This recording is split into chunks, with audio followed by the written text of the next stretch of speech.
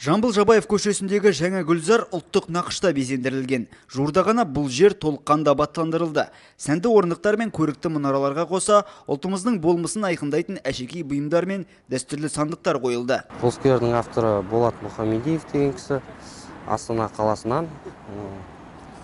Бұл скверді басында ойлап сызу барысында әр нюанстары қаралған.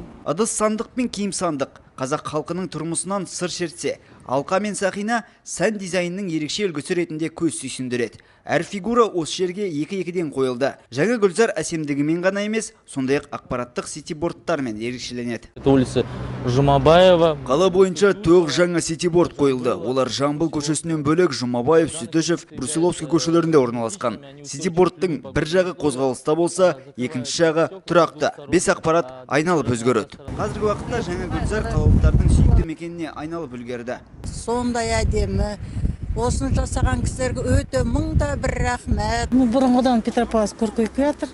Мынау әкемізге рахмет айтамыз.